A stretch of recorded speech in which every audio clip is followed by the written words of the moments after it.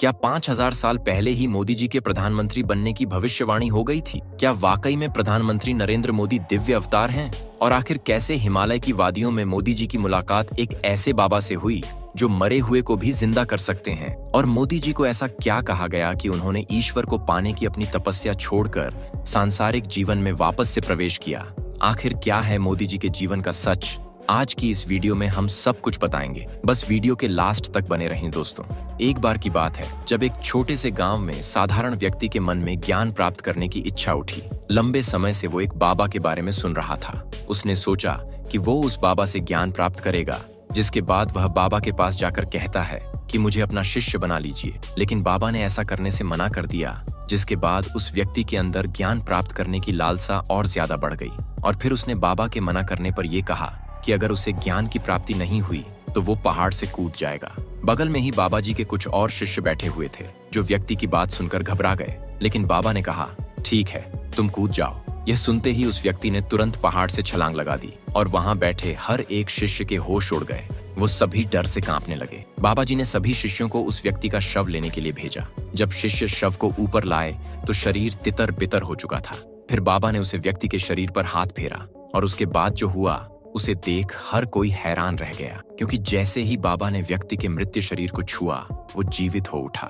व्यक्ति को जीवित करने के बाद बाबा ने कहा, यह तुम्हारी परीक्षा थी, आज से तुम मेरे शिष्य बनते हो। दोस्तों, ये बाबा कोई और नहीं बल्कि दुनिया भर में प्रचलित महाअवतार बाबा जी थे, जिन्हें एक कल्प यानी 5000 वर्षों तक जीवित रहने का सौभाग्य प्राप्त हुआ। और दोस्तों, आपको सुनकर आश्चर्य होगा कि महाअवतार बाबा जी देश के प्रधानमंत्री नरेंद्र मोदी जी के भी गुरु रहे। ये तब की बात है जब देश के यशस्वी प्रधानमंत्री नरेंद्र मोदी सन्यासी बनने की राह पर मात्र 17 साल की उम्र में हिमालय की वादियों में निकल गए थे। बचपन से ही दिल में देश प्रेम की भावना लिए समाज सेवा करने वाले नरेंद्र मोदी सन्यासी बनने के लिए न सिर्फ हिमालय की वादियों में पहुंचे, बल्कि उन्होंने कई सालों तक वहां पर कठिन तपस्या भी करी। और अपनी इसी तपस्या के दौरान मोदी जी की मुलाकात महाअवतार बाबा जी से हुई। और बाबा जी का आशीर्वाद मिलते ही मोदी जी सन्यासी जीवन में लीन हो गए, जहां वो संसार के छुपे हुए रहस्यों के बारे में और गहराई से जानना चाहते थे। मोदी जी के अंदर ज्ञान प्राप्त करने की एक अलग ही ललक थी। महाअवतार बाबा की शरण मिलते ही मोदी जी ने हिमालय में बसने का फैसला कर लिया। लेकिन बाबा मोदी जी के इस तरह सन्यासी जीवन से संतुष्ट नहीं थे, इसलिए उन्होंने मोदी जी को दर्शन दिए और उनसे कहा कि तुम अपनी तपस्या का यहीं पर विराम करो, क्योंकि तुम्हारा जन्म एक सन्यासी बनकर रहने के लिए नहीं हुआ है, बल्कि तुम्हें तो सनातन धर्म को विश्व पटल पर मजबूत बनाना है। तुम्हें भारतवर्ष को विश्व में सबसे आगे पहुंचाना है, जिसके लिए तुम्हें सांसारिक जीवन में जाना होगा, लोगों के बीच रहकर समाज को आगे बढ़ाना होगा। महाअवतार बाबा का आदेश मिलते ही नरेंद्र मोदी हिमालय की वादियों से वापस लौटे और धीरे धीरे उन्होंने राजनीति में तरक्की हासिल करनी शुरू कर दी। कहते हैं कि बाबा का आशीर्वाद होने की वजह से ही भाजपा ने नरेंद्र मोदी को साल 2014 में प्रधानमंत्री पद के लिए उम्मीदवार घोषित किया और उसके बाद मोदी जी ने प्रचंड जीत हासिल करी। तब से लेकर अब तक मोदी जी लगातार देश के लिए कीर्तिमान स्थापित करते जा रहे हैं। हालांकि विपक्षी दल का तो कहना है कि 2024 का लोकसभा चुनाव मोदी जी का आखिरी चुनाव होगा,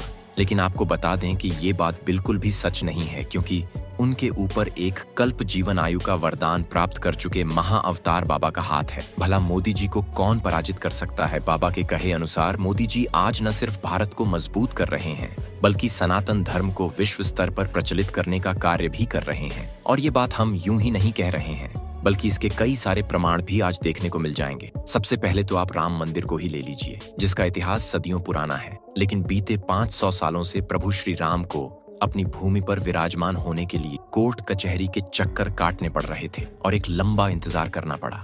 लेकिन 2014 में मोदी जी ने सत्ता में आते ही राम मंदिर बनाने की शपथ ली और फिर 22 जनवरी 2024 का वो ऐतिहासिक दिन तो आपको याद ही होगा, जब मोदी जी के प्रयासों की वजह से अयोध्या में भव्य राम मंदिर का उद्घाटन हुआ और रामलला अपनी जन्मभूमि में विराजमान हुए। और भला हम योग दिवस को कैसे भूल सकते हैं? वैसे तो योग सदियों से किया जा रहा है, लेकिन प्रधानमंत्री नरेंद्र मोदी ही एक ऐसे नेता रहे हैं जिन्होंने अंतर्राष्ट्रीय योग दिवस के लिए प्रयास किया। और आज दुनिया भर में 21 जून को इंटरनेशनल योगा डे के तौर पर सेलिब्रेट किया जाता है। वहीं काशी में काशी विश्वनाथ कॉरिडोर, उज्जैन में महाकाल कॉरिडोर और वृंदावन में बांके बिहारी कॉरिडोर भी बनने जा रहा है। इसी तरह विंध्याचल कॉरिडोर का निर्माण भी प्रधानमंत्री नरेंद्र मोदी के प्रयासों से ही सफल हो पाया है। पर ये सब कुछ इसलिए भी हो पाया है क्योंकि नरेंद्र मोदी के ऊपर महाअवतार बाबा जी का आशीर्वाद है। कहते हैं कि महाअवतार बाबा ने पूरी दुनिया के लिए एक योजना तैयार कर रखी है, परंतु ये योजना प्रधानमंत्री नरेंद्र मोदी के जरिए ही साकार होगी। दोस्तों, आपको वो दौर तो याद ही होगा जब विदेशी धरती पर हिंदुओं का अपमान होता था, सनातन धर्म का मजाक उड़ाया जाता था। लेकिन आज महाअवतार बाबा के आशीर्वाद के कारण ही मोदी जी दुनिया भर में इतनी ख्याति प्राप्त कर चुके हैं कि लोग आज न केवल मोदी जी से बल्कि भारत और भारत की संस्कृति के साथ जुड़ रहे हैं, सनातन धर्म को समझने की कोशिश कर रहे हैं। और कई सारे लोग तो सनातन धर्म को अपनाने के लिए अपना देश छोड़कर भारत की तरफ आगे बढ़ रहे हैं। यूरोपीय देशों में तो सनातन की एक अलग ही छाप देखने को मिलती है, और जिन मुस्लिम देशों में कभी हिंदुओं के नाम से ही नफरत फैल जाती थी, वहीं आज उन्हीं देशों में हिंदू मंदिर बनाए जा रहे हैं। और ये सब कुछ वाकई में किसी चमत्कार जैसा ही है, जहां संसार में सकारात्मक बदलाव लाने के लिए महाअवतार बाबा ने स्वयं मोदी जी को चुना है, जिन्हें हराना या फिर उनका सामना करना किसी के भी बस की बात नहीं है। तभी तो 2024 के बाद मोदी जी के सत्ता से हट जाने या फिर उनका ये आखिरी साल होने का सपना देख रहे लोगों को समय रहते ही यह समझ लेना चाहिए कि मोदी जी कोई साधारण पुरुष नहीं है जिन्हें कोई भी कभी भी हटा देगा, बल्कि उन्हें समस्त मानव जाति का उद्धार करने के लिए बनाया गया है। और वो तब तक अपने कार्यों में लगे रहेंगे जब तक वो इसमें सफल नहीं हो जाते। दोस्तों, महाअवतार बाबा जी को महामुनि महाबाबा या फिर शिव बाबा के नाम से भी जाना जाता है। इनका जिक्र हमें सटीक तौर पर परमहंस योगानंद की ऑटोबायोग्राफी का योगी में देखने को मिलता है। यदि कोई व्यक्ति अध्यात्म के क्षेत्र में आगे बढ़ना चाहता है तो ये किताब उसे हर तरह से मदद करती है, जिसमें पता चलता है कि परमहंस योगानंद के गुरु स्वामी श्री युक्तेश्वर थे और युक्तेश्वर जी के गुरु लहरी महाशय थे, और लहरी महाशय के गुरु कोई और नहीं बल्कि महाअवतार बाबा जी थे। इस पुस्तक के जरिए हमें पता चलता है कि आदि गुरु शंकराचार्य जी को योग क्रिया का ज्ञान देने वाले महान पुरुष कोई और नहीं बल्कि महाअवतार बाबा जी ही थे।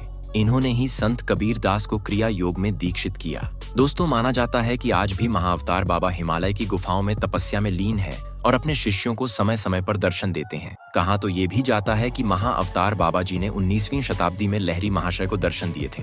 लहरी महाशय के बाद उनके शिष्य युक्तेश्वर गिरी को बाबा के दर्शन हुए, और ये तब हुआ था जब युक्तेश्वर गिरी कुंभ मेले में पहुंचे थे। इस मेले में युक्तेश्वर गिरी को महाकाल बाबा ने दर्शन दिए। कहा जाता है कि इस दौरान कई अन्य लोगों को भी महाअवतार बाबा के दर्शन हुए थे, और उस वक्त लोगों ने बाबा की आयु मात्र 20 से 30 वर्ष के आसपास बताई थी। लेकिन महानुभावों के अनुसार उस समय पर बाबा थे ही नहीं। इसका ये अर्थ है कि महाअवतार बाबा के शिष्यों को जब कभी भी उनकी जरूरत होती है वो दर्शन देने के लिए पहुंच जाते हैं। ये बात तो कहनी पड़ेगी कि आज मोदी जी की वजह से दुनिया भर में सनातन धर्म को जो पहचान मिल रही है वो कभी नहीं थी, और इसके पीछे नाम भले ही मोदी जी का है, लेकिन जो आशीर्वाद और संकल्प है वो महाअवतार बाबा का है। तो दोस्तों, ये थी मोदी जी के गुरु महाअवतार बाबा की असली कहानी, जिस पर आपका क्या कहना है कमेंट में जरूर बताएं। और ऐसी ही वीडियोस को लगातार देखते रहने के लिए चैनल को लाइक, शेयर और सब्सक्राइब करना ना भूलें। धन्यवाद।